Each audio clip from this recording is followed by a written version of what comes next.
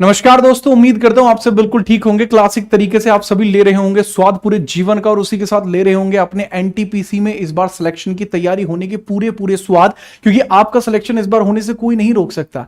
और आपका सिलेक्शन जो इस बार कराने में सबसे बेहतरीन सीरीज रहने वाली है वो कौन सी है? सो दैट इज रणभूमि सीरीज। अच्छा, इस सीरीज का नाम रणभूमि में आखिरकार मैंने क्यों रखा? रणभूमि का मतलब पता क्या होता है? एक ऐसा स्थान जहां पर आपको रण लड़ना है, एक ऐसा स्थान जहां आपको कंपीट करना है, एक ऐसा स्थान जो संपूर्णतः आपके भविष्य के ऊपर निर्भर करेगा। आपका पूरा भविष्य इस पर टिका हुआ है, तो रणभूमि इसको यूं ही नहीं कहा जा रहा है। इसमें जो मेहनत चल रही है, जो खून पसीना इसमें बहाया जा रहा है, वो संपूर्णतः आपके लिए है, सारी चीजें आपके लिए हैं। तो भाई ये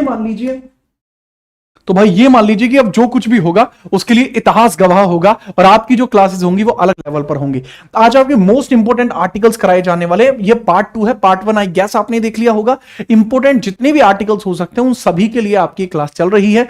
यदि आप तैयार हैं तो जय महाराष्ट्र, चलिए क्लास को स्टार्ट करते हैं। जय बाबा की स्टार्ट कर रहे हैं क्लास को।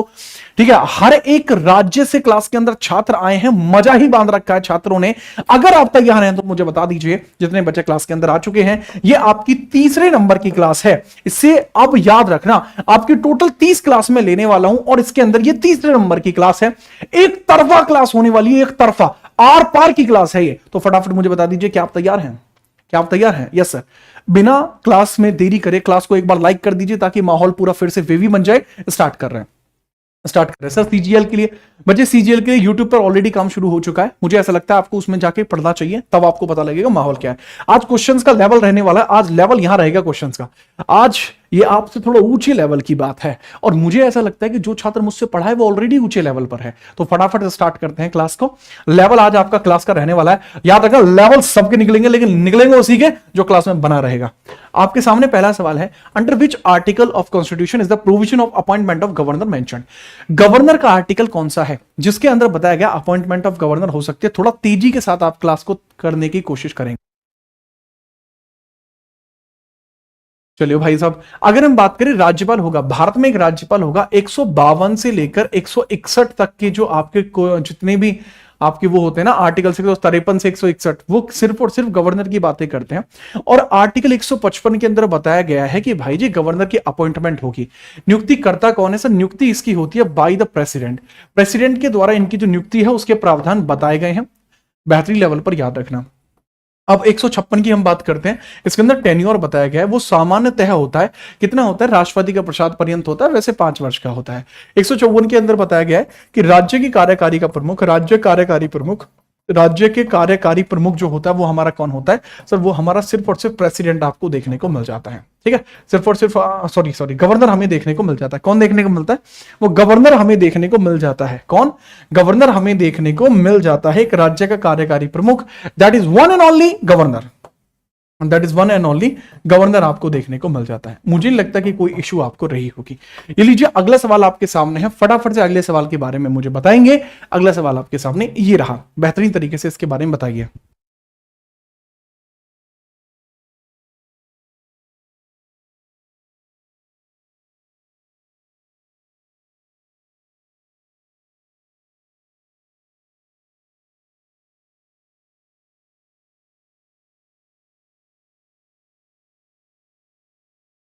चलिए आगे बढ़ते हैं अगले सवाल की तरफ। अगला सवाल है आपका, आर्टिकल 161 रिलेट करता है किस चीज से? आर्टिकल 161 के बारे में मुझे बताइए किस चीज से रिलेट करता है। ठीक है, अब है भाई फटाफट बताइए। सर मूल विधि की क्लास कब आएगी? बाबू राजा आज सुबह उठे नहीं आप ध्यान से? सुबह मैं आज क्लास ले चुका हूं मूल विधि की। कहाँ थे आप? समझ में ही नहीं आ रहा होता है बीच में आगे अरे अरे देखा तो करो बाबू। आर्टिकल 161 राज्यपाल की नियुक्ति सर अपॉइंटमेंट होता है 155 में। Powers of pardon of governor 161 में होती हैं। टर्म ऑफ गवर्नर 156 में है। गवर्नर्स रिपोर्ट, राज्यपाल की रिपोर्ट का अधिवेशन, यह किसी रिपोर्ट में नहीं है, इसका प्रतिवेदन अलग अलग अधिनियमों में, आरपीए एक्ट में है। राज्यपाल की क्षमादान शक्ति 161 में है। इसी के बारे में आपसे पूछा गया था। ठीक है, याद रखिए। आगे हम बात करते हैं, ये रहा आपका अगला सवाल। बहुत जोर का अगला सवाल है, इसके बारे में हम चर्चा करेंगे। लीजिए, राज्य की कार्यपालिका शक्ति का विस्तार किस अनुच्छेद में वर्णित है? राज्य की कार्यपालिका शक्ति का विस्तार किस आर्टिकल के अंतर्गत दिया गया है, बताएं। बढ़िया सवाल है। देखो 154 में बताया गया राज्य की कार्यकारी शक्ति किसके अंदर होगी? राज्य की कार्यकारी शक्ति, राज्य की कार्यकारी शक्ति, राज्य की कार्यकारी शक्ति राज्य की कार्यकारी शक्ति गवर्नर में होगी। किसमें होगी? गवर्नर में निहित होगी। ठीक है। 161 में बताया गया पार्डन ऑफ गवर्नर, इसमें पार्डन ऑफ गवर्नर बताया गया, पार्डन ऑफ गवर्नर बताया गया। और 162 के अंदर क्या बताया गया है सर जी? एक्सपेंशन की बात की जाती है 162 में। 162 आर्टिकल में एक्सपेंशन की बात की जाती है। 162 आर्टिकल में बात की जाती है expansion of executive of state, एक राज्य की कार्यकारी का विस्तार 162 में देखने को मिल जाता है। राइट, 162 में आपको देखने को मिल जाता है। जबकि 163 की अगर मैं बात करूंगा, इसके अंदर बात होती है पूरी तरीके से कि भैया कार्यकारी कार्य करने की जो जिम्मेदारी होगी वो काउंसिल ऑफ मिनिस्टर के पास होगी, जिसको वो खुद ना कर मिनिस्टर्स अन्य लोगों से भी करा सकता है। ठीक है, चलिए अगला सवाल आपके सामने ये रहा, चौथे नंबर का सवाल है आपके सामने। चौथे नंबर के क्वेश्चन के बारे में हम बात करेंगे। मुख्यमंत्री और अन्य मंत्रियों की नियुक्ति से संबंधित अनुच्छेद कौन सा है? कौन सा ऐसा आर्टिकल आपको देखने को मिलता है जो मुख्यमंत्री और अन्य मंत्रियों की नियुक्ति से रिलेट करता है? बताओ। आसान आर्टिकल आपको देखने को मिल जाएगा, फटाफट बताएंगे इसके बारे में।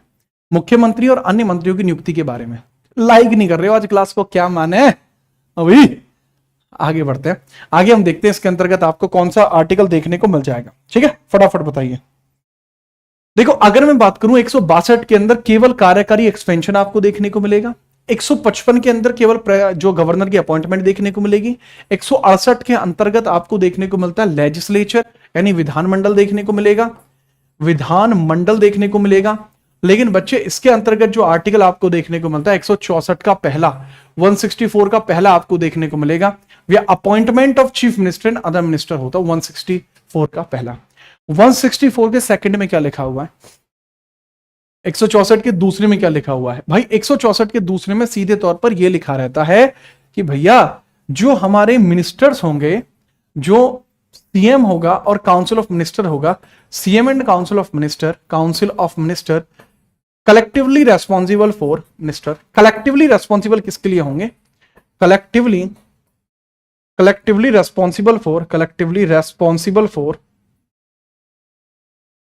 किसके लिए रेस्पॉन्सिबल होंगे सर? लेजिस्लेचर के लिए रेस्पॉन्सिबल, लेजिस्लेटिव असेंबली के लिए होंगे, लेजिस्लेटिव असेंबली के लिए रेस्पॉन्सिबल होंगे, लेजिस्लेटिव असेंबली के लिए रेस्पॉन्सिबल होंगे, यानी विधानसभा के लिए रेस्पॉन्सिबल होंगे।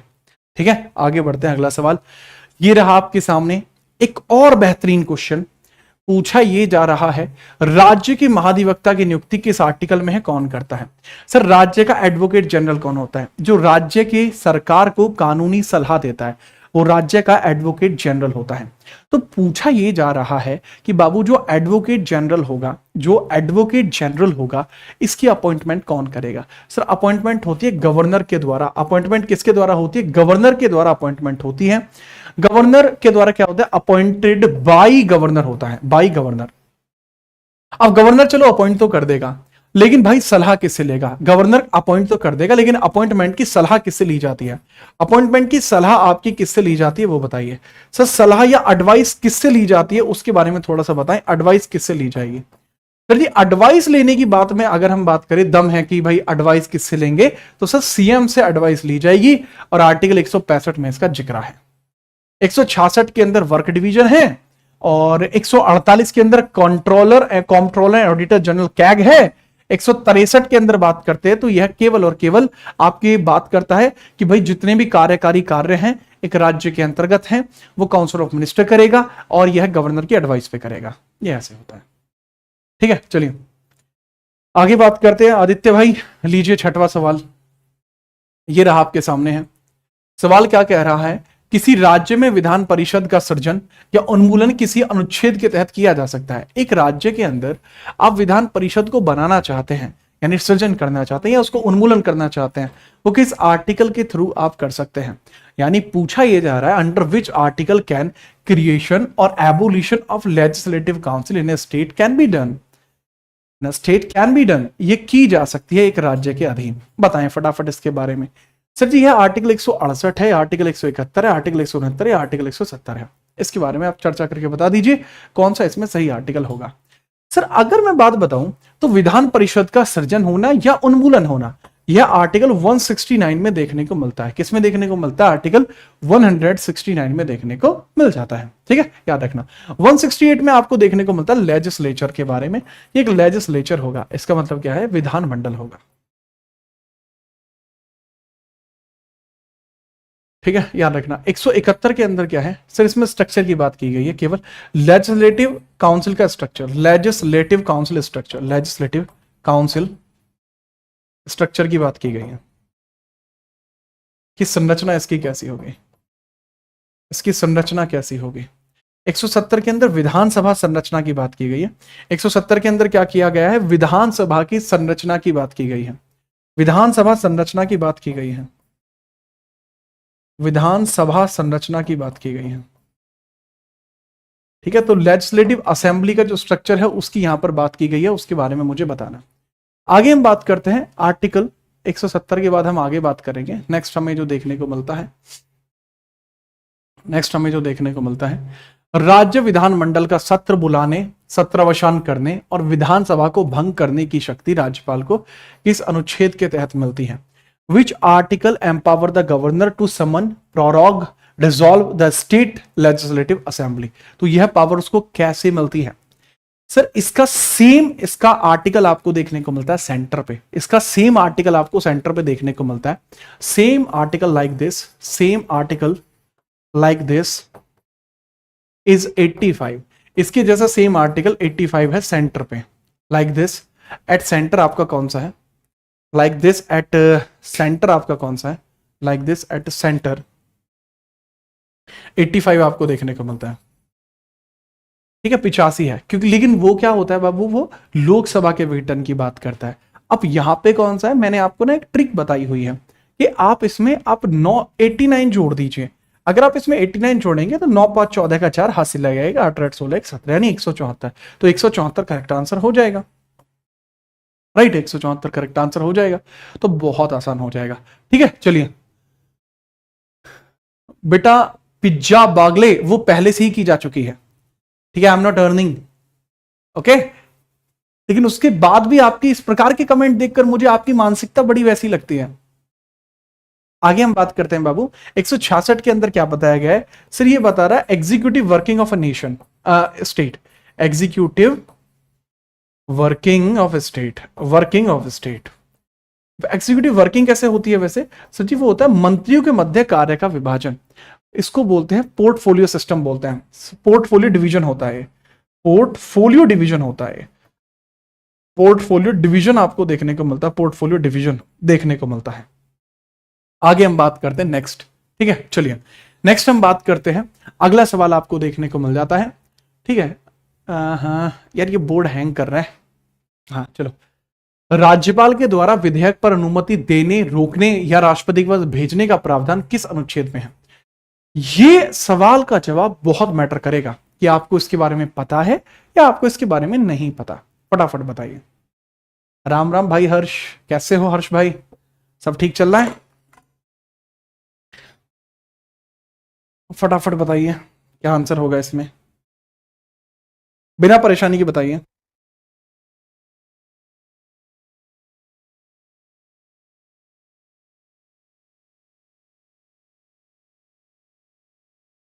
करेक्ट सवाल का आप आंसर बताएं, क्या होगा फटाफट।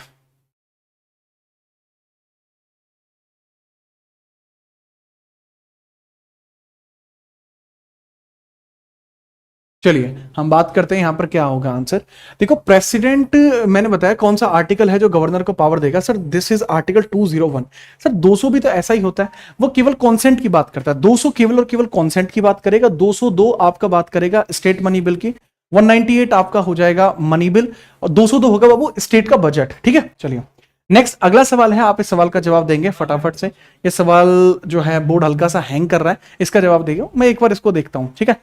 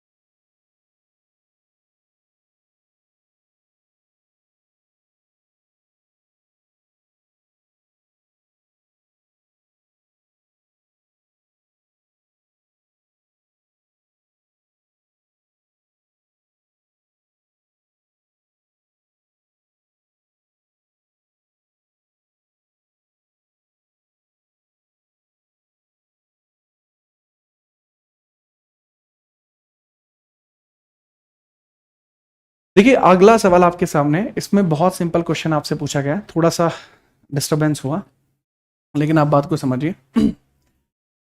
भारतीय संविधान का कौन सा अनुच्छेद उच्च न्यायालयों के न्यायाधीशों के द्वारा शपथ या प्रतिज्ञान से संबंधित है? जो उच्च न्यायालय के अंदर आपको देखने को मिलते हैं न्यायाधीश, इनकी शपथ या प्रतिज्ञान से रिलेट करता है, इनकी ओथ से रिलेट करता है, शपथ से रिलेट करता है या बाकी चीजों से रिलेट करता है, तो ये आपका कौन सा है? तो इसके बारे में बता, 187, 156, 219, 231। देखो सारे आर्टिकल्स की अगर मैं बात करूं, इसमें बहुत कॉमन आर्टिकल आपको देखने को मिल जाएगा 219। अच्छा अगर मैं बात करूं बाकी जैसे आर्टिकल 256 है, ये किससे रिलेट करेगा? 256 ये बात करेगा कि अगर कॉन्करेंट लिस्ट के ऊपर सेंटर और स्टेट दोनों ही कानून बनाएंगे तो सेंटर के लॉ को प्रेफरेंस होगी। Centre law get preference, centre law got preference over, got preference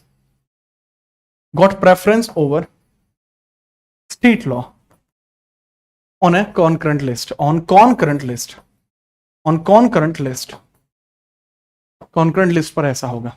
ठीक है, याद रखिए। अगले सवाल की हम बात करते हैं। 231 में वैसे क्या है कि एक राज्य, एक ही हाईकोर्ट दो राज्यों के लिए हो सकता है। आगे बढ़िए, अगला सवाल, संविधान का कौन सा अनुच्छेद केंद्र शासित प्रदेशों के लिए उच्च न्यायालयों से संबंधित है? Which article of constitution is related with the high courts for union territory? Union territories के लिए हाई कोर्ट्स में कौन सा डील करेगा? देखो अच्छे सवाल हैं तो अच्छे सवाल में अच्छे बच्चे भी होने चाहिए। मुझे ऐसा लगता है अच्छे बच्चे हैं। ठीक है, अरे हाँ बिल्कुल, सरपंच साहब ही हैं। आप बताओ कैसे हो? थोड़ी सी परेशानियां चल रही हैं, इस वजह से मुझे कई बार इधर से उधर जाना पड़ रहा है। क्लास के अंदर बच्चे भी उसी वजह से टूट जा रहे होते हैं।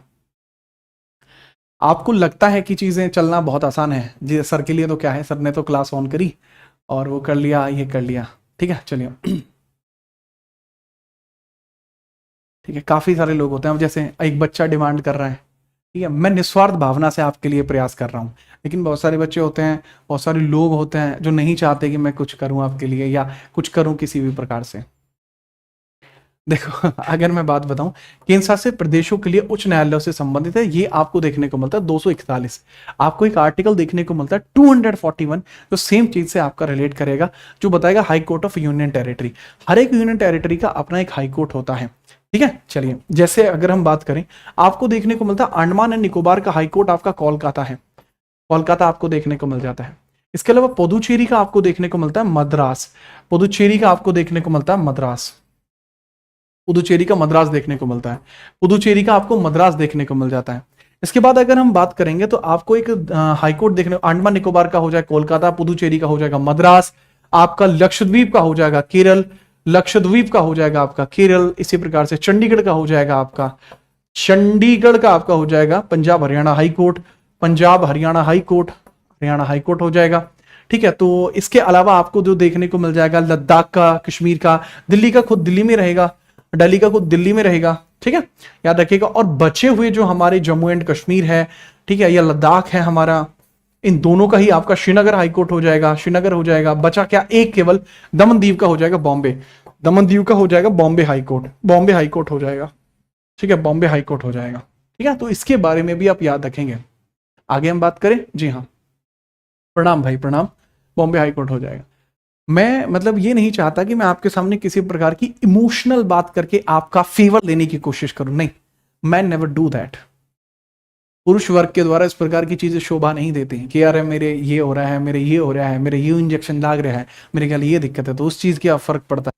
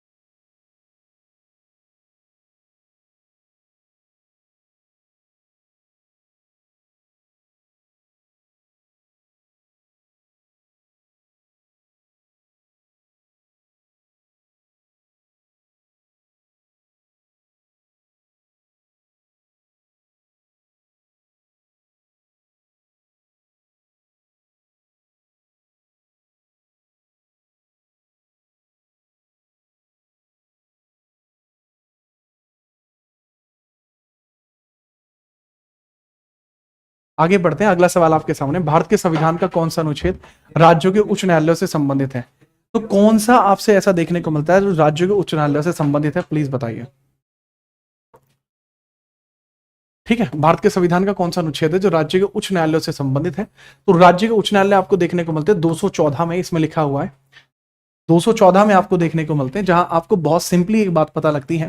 क्या बात पता लगती है 214 के अंदर? हाई कोर्ट्स के बारे में आपको पता लगता है कि each state has a high court, each state has a high court, each state has a high court, each state has a high court. 214 में लिखा हुआ। 248 में लिखा हुआ है residual powers at, residual powers at centre, कि केंद्र के अंदर आपकी कैसी होंगी, रेजिडुअल पावर्स होंगी जो आपको सेंटर में देखने को मिल जाएंगी। ठीक है बाबू।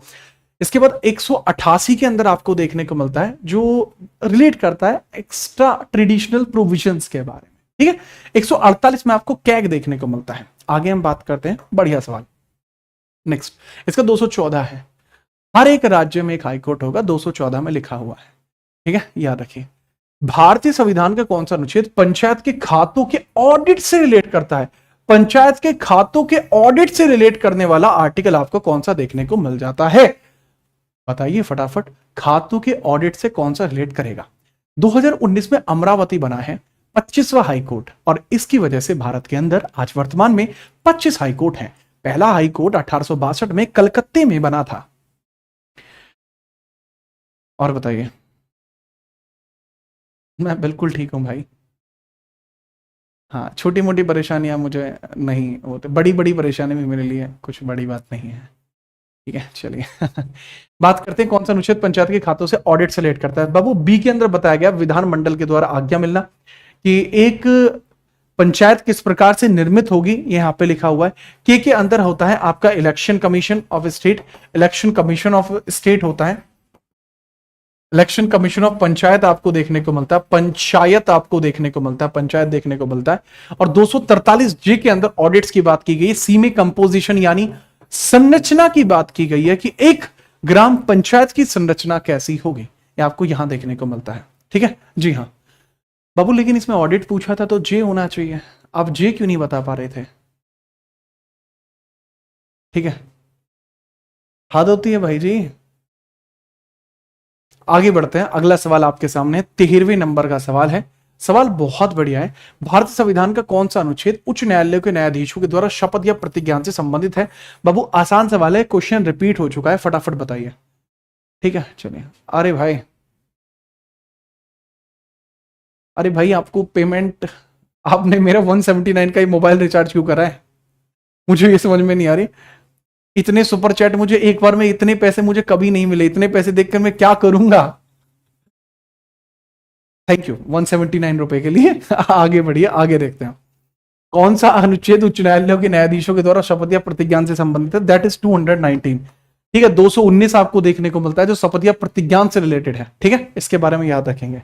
आगे हम बात करते हैं नेक्स्ट, क्योंकि रिपीट क्वेश्चन था इस वजह से कह रहा हूं। अबे गुप्त दान नहीं होता, नाम दिखाई देता है इसमें। भारतीय संविधान के अनुच्छेद में एक प्रावधान है जो लोकसभा में अनुसूचित जातियों और अनुसूचित जनजातियों के लिए सीटों का आरक्षण करता है। अब मुझे बताइए, शेड्यूल कास्ट और शेड्यूल ट्राइब के लिए रिजर्वेशन होता है, कॉन्स्टिट्यूशन में रिजर्वेशन है, वह आपको कहां देखने को मिलेगा? वह आपको कहां देखने को मिलेगा? ठीक है, चलिए। सर हाँ, वही तो। जोया कह रही है सर फ्री के पैसे मिल रहे हैं, थैंक यू जोया। आगे बढ़ते हैं। अगर हम बात करें आर्टिकल कौन सा है जो कॉन्स्टिट्यूशन ऑफ इंडिया का प्रोविजन है जो मैंडेट करता है रिजर्वेशन रहेंगे शेड्यूल कास्ट के लिए, सर यह आपको देखने को मिलता है आर्टिकल 330 में हमें देखने को मिलता है कि सर एससी के लिए 84 सीट रहेंगी और एसटी के लिए 47 सीट रहेंगी। 8447 सीट्स के बारे में बात की गई है, 84-47 सीटों की बात की गई है। ठीक है, याद रखिए 330 में बात की गई है। 332 में बात क्या की गई कि विधानसभा में सीट्स रहनी चाहिए, तो विधानसभा में भी सीट्स रहेंगी, इसकी बात यहां पर की गई है। ठीक है, आगे बढ़ते हैं, अगला सवाल आपको देखने को मिल जाता है। मूविंग फर्दर, आगे हम बात करते हैं। अगला आपको देखने को मिलता है 335 में वैसे केवल टेन्योर 334 में है, 335 में केवल प्रोविजन है। अगला सवाल है, भारत के संविधान का कौन सा अनुच्छेद पंचायतों की शक्तियां, अधिकारों और जिम्मेदारियों से संबंधित है? पंचायत की शक्तियां क्या होती हैं? पंचायत की शक्तियां होती हैं कि सर जैसे पंचायत है, ग्राम स्तरीय पंचायत है, तो भाई जी पता लगता है कि हमें इसको 29 विषय प्राप्त है। तो इस प्रकार की शक्तियों का उल्लेखीकरण कहां पे किया गया? सर यह किया गया 243G में किया गया, एफ में नहीं है लल्ला, वो 243G में है। एफ में तो खाली बताया गया है कि पद मुक्ति की प्रक्रिया क्या होगी, ठीक है। याद रखना कि इसके अंदर योग्यताएं, ठीक है, और अयोग्यताएं क्या होंगी, योग्यताएं और अयोग्यताएं क्या होंगी, ये यहां पर बताया गया, योग्यता और अयोग्यता। 243E में बताया गया कार्यकाल क्या होगा, कार्यकाल क्या होगा, ये 243E में बताया गया।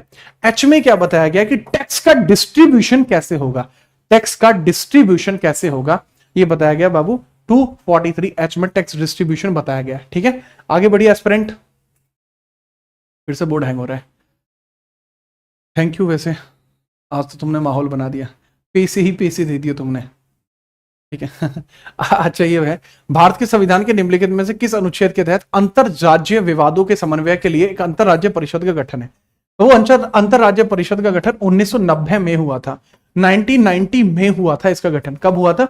1990 में इसका गठन हुआ था, उसके बारे में ही चर्चा की जा रही है, तो फटाफट बताइए कब गठन हुआ था उसका। 1990 में इसका गठन आपका हुआ था, ठीक है। चलिए आगे हम बात करते हैं कि ये कहां पर है। सर ये लिखा हुआ आर्टिकल 263 में। 19 के अंदर क्या लिखा हुआ है सर? केवल इसके अंदर स्वतंत्रता, वाक वाली, वाक में अभिव्यक्ति की स्वतंत्रता 19 में है। 356 में प्रेसिडेंट रूल है। 352 के अंदर आपका नेशनल इमरजेंसी है। आगे बढ़ते हैं बाबू, मैं रीस्टार्ट नहीं कर सकता, बोर्ड को रीस्टार्ट करूंगा कम से कम आपकी 5-6 मिनट खराब होंगे। आगे बढ़िए, और वैसे भी मैं इतना ज्यादा लिख नहीं रहा ना, जब थियरी लिख रहा होता तो बात अलग है। अच्छा, भारत के संविधान का निम्नलिखित में से कौन सा अनुच्छेद राज्यों में विधान परिषदों के निर्माण का प्रावधान करता है? विधान परिषदों के निर्माण का प्रावधान करता है कि राज्यों के अंदर विधान परिषद बनेगी। सर राज्यों में विधान परिषद बनने के लिए 169 जिम्मेदार है, इसके बारे में हम बात कर चुके हैं। 216 में बताया गया है हाईकोर्ट के निर्माण व संरचना का विस्तार, निर्माण व संरचना का विस्तार आपका दिया गया है। निर्माण व संरचना का विस्तार यहां पर दिया गया है, निर्माण व संरचना का विस्तार यहां पर दिया गया है, ठीक है। निर्माण दिया गया है, वह संरचना का विस्तार यहां पर दिया गया है, यानी स्ट्रक्चर भी होगा, निर्माण भी होगा, और इसका डेवलपमेंट कैसे हुआ है वो भी यहां पर होगा। तो दोनों ही चीजों के बारे में याद रखना, ठीक है। चलिए आगे हम बात करते हैं। अगला सवाल आपको देखने को मिलता है बहुत बढ़िया लेवल पर, ये लीजिए 18वें नंबर का सवाल आपकी स्क्रीन पर ये रहा। भारत के संविधान का कौन सा अनुच्छेद सार्वभौमिक वयस्क मताधिकार प्रदान करता है? आपको देखने को मिलता है यूनिवर्सल एडल्ट सफरेज की बात की जा रही है। मैं एक सवाल पूछना चाहूंगा, जो बच्चा मुझे बता देगा, मैं यकीन मानो उस बच्चे को वाकई में एक मतलब मान लीजिए स्टूडेंट ऑफ द क्लास घोषित कर दूंगा, ठीक है, स्टूडेंट ऑफ द क्लास घोषित कर दूंगा। आप मुझे बता दो यूनिवर्सल एडल्ट सफरेज की पहली डिमांड कब की गई थी? इसकी जो पहली डिमांड है वो इंडियंस ने कब की थी, मुझे बता दो। इसका करेक्ट आंसर 326 है। इसी के अंदर यूनिवर्सल एडल्ट फ्रेंचाइजी का या एडल्ट सफरेज का जिक्र किया गया था। और अगर मैं आप 229 में नहीं है, 226 के अंदर है। इसी के अंदर आपको राइट टू वोट भी देखने को मिलता है, राइट टू वोट भी आपको इसी में देखने को मिलता है, ठीक है। 325 में बताया गया कि लिंग, जाति, धर्म, वर्ग, जन्मस्थान आदि के आधार पर वोट डालने में कोई विभेद नहीं होगा। No discrimination in voting, no discrimination in voting, no discrimination in voting, discrimination in voting यहां पर बता दिया गया है, इन वोटिंग है।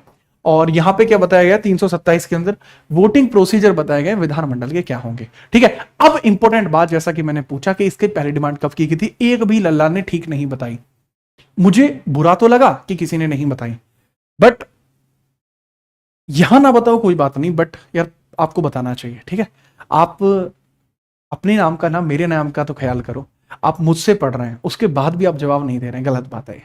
अपने के नाम का नहीं, सही मेरे नाम का ख्याल तो करो। इसकी पहली डिमांड 1931 में कराची सेशन में की गई थी। याद करो, मैं हमेशा लिखवाता हूं कि सरदार वल्लभ भाई पटेल ने इसकी डिमांड करी थी, ठीक है। चलिए आगे बढ़िए, अगला सवाल आपको देखने को मिलता है, जोर का सवाल है अगला भी, अच्छा खासा सवाल है, मतलब जोर का मतलब बढ़िया सवाल है, ओके। चलो तो सवाल आपके सामने है, आर्टिकल 243C किससे संबंधित है? 243C बात करता है कंपोजिशन ऑफ पंचायतों से, पंचायतों की संरचना से बात करता है, ठीक है। 6 वर्ष से कम आयु के बच्चे के लिए प्रारंभिक बचपन देखभाल और शिक्षा का प्रावधान है।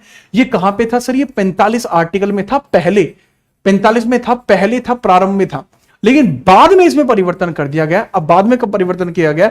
86 संशोधन CAA 2002 के द्वारा इसमें परिवर्तन करके ये जो आयु का गैप है इसको 0 से 14 कर दिया गया, ना कि 6। Name of territory of union, संघ के क्षेत्र का नाम बताइए। सर ये आपका आर्टिकल नंबर 1 है, दिस इज आर्टिकल नंबर 1। जीवन और व्यक्तिगत स्वतंत्रता का जो अधिकार है वो आपका कौन सा है? सर जी ये देखने को मिल जाएगा 21 आर्टिकल में, ये देखने को मिल जाएगा 1 आर्टिकल में। That is very simple, that is as simple as it is. ठीक है, 300 लाइक तो भाई मिनिमम होनी चाहिए क्लास की, अभी चलती क्लास में ही। आगे हम बात करते हैं माहौल पूरा वीवी बनाते हुए। ठीक है, सवाल आपके सामने है। सवाल कह रहा है आपसे बड़े प्यार से कि निम्नलिखित में से किसे भारत के संविधान के अनुच्छेद 161 के तहत क्षमा प्रदान करने की शक्ति है? सर गवर्नर को है। आगे बढ़िए सर, बहुत आसान सवाल है सर, इन आसान सवालों से नहीं डरने वाले, बड़ा काम करिए। ठीक है, चलो आगे बढ़ करते हैं। अगला सवाल आपके सामने है। सर जी संविधान का आर्टिकल 348 के पहले के अनुसार भारत के उच्च न्यायालय में कार्यवाही के लिए निम्नलिखित में से कौन सी भाषा का उपयोग किया जाएगा?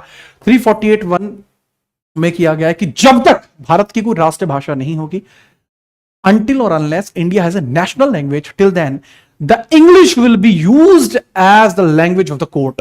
लैंग्वेज ऑफ द कोर्ट का जिक्र क्या किया गया है?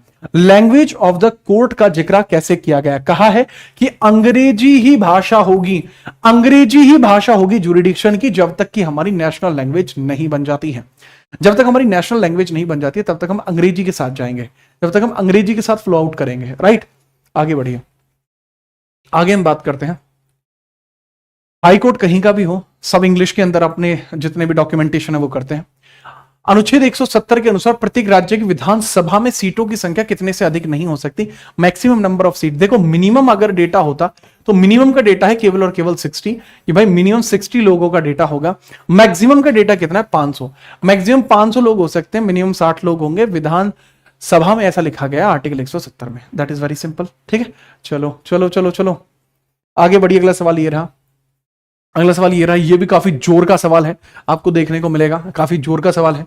पूछा है कि कौन सा अनुच्छेद भारतीय संसद के अनुसूचित जातियों की सूची में जाति, नस्ल, जनजातियों को शामिल करने या बाहर करने का अधिकार देता है? देखो कौन सा अनुच्छेद है जो भारतीय संसद को शेड्यूल्ड ट्राइब्स को जातियों में शामिल करने या बाहर करने का अधिकार देता है? मतलब कहने की बात क्या है, list of scheduled tribe and scheduled class कहां पर है? List of scheduled tribe and scheduled class कहां पर है? List of scheduled tribe, list of scheduled tribe and scheduled class कहां पर है? शेड्यूल्ड ट्राइब एंड क्लास कहां पर है? Scheduled tribe and scheduled tribe and, अरे यार ये क्या लिख रहा है मैंने? Scheduled tribe and scheduled class कहां पर है? Scheduled tribe and scheduled class कहां पर है? शेड्यूल्ड क्लास आपको कहां देखने को मिल जाएगी? कि जो लिस्ट है शेड्यूल्ड ट्राइब की या शेड्यूल्ड क्लास की वो कहां पर है? सर वो देखने को मिल जाती है 341 में। कहां देखने को मिलती है? 341 में देखने को मिलती है, 341 में देखने को मिलती है। 341 लिस्ट ऑफ शेड्यूल्ड ट्राइब। ठीक है बाबू, 241 में कैसे हो जाएगी यार? मुझे समझ में नहीं आ रहा। 241 में हाई जो है आपको देखने को मिल जाते हैं हाईकोर्ट ऑफ यूटीज। 241 में हाईकोर्ट ऑफ यूटी है, हाईकोर्ट ऑफ यूटी है, यहां पर हाईकोर्ट ऑफ यूटी आपको देखने को मिलते हैं।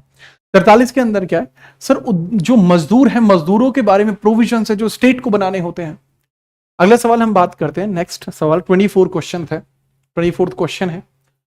371A के तहत किस राज्य को विशेष दर्जा प्राप्त है? किस राज्य को विशेष दर्जा प्राप्त है? 371A के तहत, 371A के तहत आपके किस राज्य को विशेष दर्जा प्राप्त है? बताइए फटाफट से। देखो मैं सारे लिखवा देता हूं।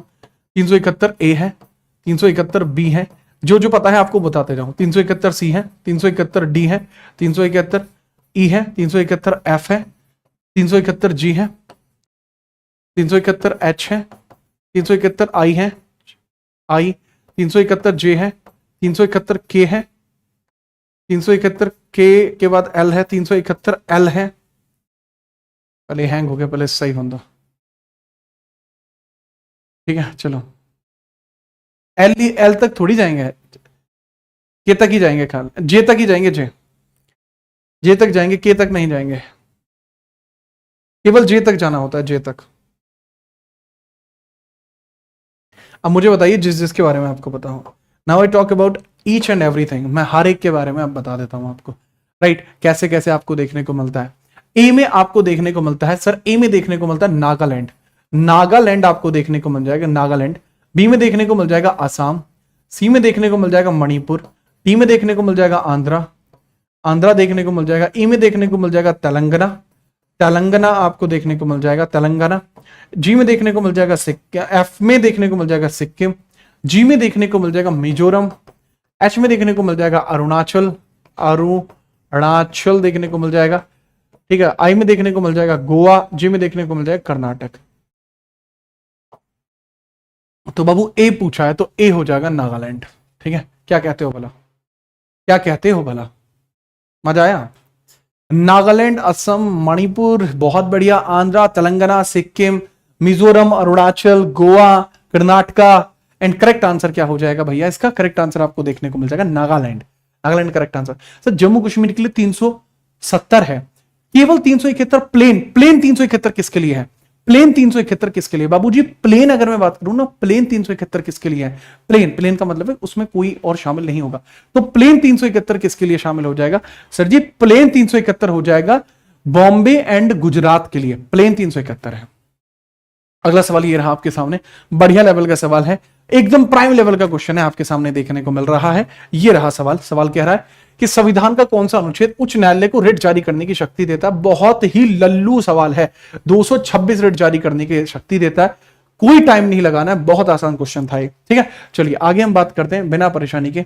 लाइक कर दीजिए देवी और सजनों, माहौल वही है, ट्रिक क्या है? कोई ट्रिक नहीं है, just consciousness, there is no trick, just consciousness, there is nothing like a trick, trick जैसा कुछ नहीं होता है, क्षमताओं का खेल है लाला, ठीक है। सिर्फ संविधान के किस अनुच्छेद के तहत वित्त आयोग के प्रावधान किया गया? सर 280 में वित्त आयोग आपको देखने को मिलता है, बहुत जोर की बात है, 200 आयोग वित्त आयोग देखने को मिलता है। 65 में आपको पता लगता है कि जो गवर्नमेंट है, government can not impose a tax, can't impose a tax without passing from parliament, without passing from parliament, without passing from parliament, passing from parliament. मैं ट्रिक की बात करता हूं, ऐसा नहीं है कि मैं ट्रिक की बात नहीं करता, मैं निमोनिक की बात करता हूं, वो मैंने बैच में पढ़ाई हुई है, ठीक है। चलिए 275 के अंतर्गत क्या बताया गया? केवल टैक्सेशन का डिस्ट्रीब्यूशन बताया गया। 282 के अंदर भी टैक्सेशन की बात की गई है और कुछ भी नहीं है। 266 में आपको पता लगता है हमारी संचित निधि है, 266 में हमारी कंसोलिडेटेड फंड है और 267 में हमारा आपातकालीन निधि है, ठीक है। इसमें एक भी लल्लू सवाल नहीं है, एक भी, पूरी स्लाइडों में एक भी लल्लू सवाल नहीं है। अगला सवाल मुझे बताइए, अगला सवाल क्या होगा? अगला सवाल आपके सामने है, सवाल बहुत ही जोर का है। अखिल भारतीय सेवा ऑल इंडिया सर्विसेज किससे रिलेट करेंगे? ऑल इंडिया सर्विसेज, सर जी ऑल इंडिया सर्विसेज 312 में है, IAS, IPS, IFS। शुरुआत में इंडियन फॉरेस्ट सर्विसेज में नहीं थी, लेकिन 1966 में जोड़ी गई। 1900 IPS कब जुड़ी है? 1948 में इसको जोड़ा गया, 1947 से IAS इसमें है ही। पहले इंपीरियल पुलिस सर्विस थी, इंडियन पुलिस सर्विस 1948 में बनी है, ठीक है। चलो जी आगे बढ़ते हैं, अगला सवाल खिंच के चलो, ये लीजिए अगला सवाल आपके सामने आता हुआ, बेहतरीन वाला। 300 क्या बोल रहा, 360 फाइनेंशियल इमरजेंसी होती है। भारतीय संविधान के अनुच्छेद में निर्वाचन आयोग के चुनावों का अधिक्षण, निर्देशन, नियंत्रण करने की शक्ति प्राप्त है। यानी जो भी हमारा अगर कहा जाए कि निर्वाचन आयोग है, निर्वाचन आयोग है, ये चुनावों का अधिक्षण करेगा, निर्देशन करेगा और नियंत्रण करेगा, इसकी शक्ति इसको प्रदान की गई है। तो इसके बारे में अगर हम बात करें तो आंसर करेक्ट क्या होगा? सर जी अगर हम इसके बारे में बात करें तो करेक्ट आंसर आपको क्या देखने को मिल जाएगा? सिर्फ निर्वाचन आयोग के अधिक्षण, निर्देशन और नियंत्रण, ये 324 में ही बताया गया है। ये इलेक्शन कमीशन की प्राइमरी ड्यूटी होती है, उसको डायरेक्टली यहां बताया गया है, 324 में ही बताया गया है, ठीक है, याद रखिएगा। 324 डायरेक्ट 324 होगा, ठीक है। भारत के संविधान के किस अनुच्छेद के तहत प्रधानमंत्री मंत्रिपरिषद का प्रमुख होगा? बताओ, प्रधानमंत्री मंत्रिपरिषद का प्रमुख है, यह किस आर्टिकल में लिखा हुआ है? प्रधानमंत्री मंत्रिपरिषद का प्रमुख है, ये किस आर्टिकल में लिखा हुआ है? फटाफट बताओ।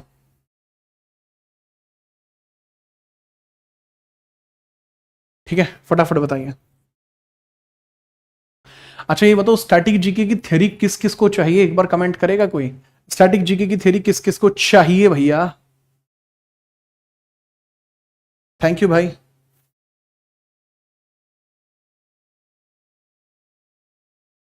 करेक्ट आंसर इसका 74 हो जाएगा। इसका करेक्ट आंसर 74 है। 74 के अंदर ये बताया गया है कि भारत के संविधान के अनुसार जो प्रधानमंत्री है वो मंत्री परिषद का मुखिया होता है, ये 74 में लिखा हुआ है।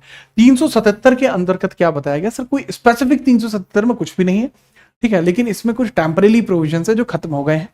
60 के अंदर क्या बताया गया? ओथ ऑफ प्रेसिडेंट है। 52 के अंदर बताया गया प्रेसिडेंट पोस्ट की डेफिनेशन क्या होगी। अगला सवाल ये रहा आपके सामने, बेहतरीन लेवल का सवाल आपके सामने है, तो हम बात करते हैं। बढ़िया लीजिए कितना बढ़िया सवाल है आपका। पूछा है कि भारतीय संविधान के किस भाग में उल्लेखित है कि भारत का एक उपराष्ट्रपति भी होगा। ये कहां पर है? अब ये रिपीटेटिव क्वेश्चन आ रहे हैं, रिपीटेटिव क्वेश्चन आपके आ रहे हैं जो आपको आसान लगेंगे, जो आपको आसान लगेंगे। भारत संविधान के किस भाग में उल्लेखित है कि भारत का एक उपराष्ट्रपति भी होगा? तो भारत में एक उपराष्ट्रपति का होना आर्टिकल 63 में लिखा हुआ है कि भारत के अंदर एक उपराष्ट्रपति होगा। There shall be a vice president in India. Bharat में एक उपराष्ट्रपति होगा, 63 में ऐसा लिखा हुआ है, 63 में ऐसा लिखा हुआ है। इसके बारे में आप सीधे तौर पर याद रखेंगे। अगला सवाल ये रहा आपके सामने, अगला सवाल आपके सामने ये रहा बाबू, क्या क्या रहा है? भारतीय संविधान का कौन सा अनुच्छेद संघ की कार्यपालिका से संबंधित है? संघ की कार्यपालिका से संबंधित है, यानी यूनियन की जो कार्यपालिका है उससे रिलेट करता है बाबू। यूनियन की कार्यपालिका दरअसल क्या होता है? भाग 5 आपका होता है, भाग 5। भाग 5 के अंदर खंड किए गए हैं, भाग 5 के अंदर आपके खंड किए गए हैं, उसके बारे में हम चर्चा कर लेते हैं भाग 5 के खंडों की। तो बाबू अगर हम भाग 5 के खंड कर देते हैं, भाग 5 के अगर हम खंड कर देते हैं तो उसके बारे में बताइए सर। पहले आपको देखने को मिलता है 52 से 78, फिर देखने को मिलता है 79 से 122, फिर आपको देखने को मिलता है 24 से लेकर 147, फिर बचे हुए आर्टिकल्स मिसलेनियस आते हैं और फिर आपके कैग के लिए अलग निकलते हैं। तो इसके बारे में ही आपसे चर्चा की गई है, ठीक है। तो सीधा करेक्ट आंसर आपको क्या देखने को मिल जाएगा? 52 से लेकर 78 आपको देखने को मिल जाता है जो एग्जीक्यूटिव है, एग्जीक्यूटिव है, ठीक है, याद रखना। अच्छा थोड़ा ना फेक न्यूज से बचा करिए, जब आपके सामने फेक न्यूज आ जाती है ना कि अब ये होगा वो होगा, थंबनेल पे ही आपको दिख जाएगा कि फेक न्यूज है, ठीक है, सरासर फेक न्यूज है। तो थोड़ा आप सच्चाई के साथ भी रहा करिए, भावनाओं में मत बहा करिए। लोग आपको बहुत कोशिश करेंगे इधर से उधर पागल बनाने की, तो उसका भी थोड़ा सा ध्यान रखना, ठीक है कि ये तो ऐसे ही होगा, वो हो जाएगा, ये वाला पेपर ये कराएंगे। अबे कोई नहीं करा रहा, नोटिफिकेशन आएगा, तुम्हें भी दिखेगा, मुझे भी दिखेगा, मैं तुम्हें भेजूंगा अभी, बात खत्म। Simple, just think like a man, right. आदमी की तरह सोचो, आपको सब खुद पता लगेगा। कौन सा अनुच्छेद संसद के दोनों सदनों के सत्र न चलने की स्थिति में भारत के राष्ट्रपति को अध्यादेश जारी करने का अधिकार देता है? भारत के राष्ट्रपति के द्वारा अध्यादेश जारी किया जा सकता है, 123 में लिखा हुआ है, 123 में आपका ये लिखा हुआ दिख जाएगा आपको, ठीक है। चलिए ठीक है, आगे बढ़ते हैं। अगला सवाल नहीं, मैंने कोई इस प्रकार का कुछ नहीं डालता, मैं सीधा लिख देता हूं अगर एग्जाम डेट नहीं आती कि नो एग्जाम डेट, हटो, ऐसे ही लिखता हूं भाई मैं। भारत संविधान का कौन सा अनुच्छेद उपराष्ट्रपति के चुनाव से संबंधित है? उपराष्ट्रपति का चुनाव किसमें लिखा हुआ है सर? 66 में उपराष्ट्रपति का चुनाव है, 66 में उपराष्ट्रपति का चुनाव है, जो आपको सीधा देखने को मिल जाता है, ठीक है। सीधा देखें, मेरे लिए तुम कमाई का साधन नहीं हो, मेरे लिए आप मेरी भावनाओं का हिस्सा हैं, याद रखिएगा। आप आज मुझसे पूछ रहे हैं, आप मुझसे 10 साल बाद पूछें, आप मुझसे 20 साल बाद पूछें, मैंने बताया आप मेरी भावनाओं का हिस्सा हैं और हमेशा रहेंगे। आप मेरे लिए कमाई का साधन नहीं है, याद रखिएगा। आगे हम बात करते हैं, अगला सवाल आपसे पूछे, उपराष्ट्रपति का चुनाव 66 आर्टिकल के थ्रू होता है, ठीक है, याद रखिएगा। नेक्स्ट आपसे पूछा गया है, संविधान के निम्न में से कौन सा अनुच्छेद भारत सरकार के अंतर्गत लाभ का पद रखने के लिए संसद के किसी भी सदन सदस्य की अयोग्यता के संबंध में प्रावधान करता है? Which of the following article, अगर कोई लाभ का पद रखता है तो उसको सदस्यता रद्द कर दी जाएगी। इस प्रकार के जो प्रावधान है ये आपको कहां देखने को मिल जाते हैं, इसके बारे में चर्चा की जा रही है, तो चर्चा करिए। Which of the following article of Constitution provide for the disqualification of a member of either House of Parliament for holding a post of profit under the government of India? फटाफट बताएं बाबू। देखो आर्टिकल 101 जो होता है वो कई विशेष परिस्थितियों में हटा सकता है, नहीं इसका यार 102 होगा भाई जी। डिस्क्वालिफिकेशन मैंने आपको 2 आर्टिकल्स में लिखा रखी है, एक डिस्क्वालिफिकेशन मैंने 101 में लिखा रखी है, एक डिस्क्वालिफिकेशन मैंने 102 में लिखा रखी है। तो जो 102 वाला है ना वो आपकी डिस्क्वालिफिकेशन को तय करता है, वो आपकी डिस्क्वालिफिकेशन को तय करता है। कृपया करके इसके बारे में याद रखें, ठीक है। आगे बढ़िए, अगला सवाल यह है आज की क्लास का अंतिम सवाल आपका, ये रहा आपके सामने, इसके बारे में आप मुझे बताइएगा। भारत संविधान का अनुच्छेद 148 एक स्वतंत्र कार्यरत उपबद्ध करता है, किसके बारे में? CGL 23 का सवाल है, बहुत आसान हो जाएगा, इजीली आप बता सकते हैं।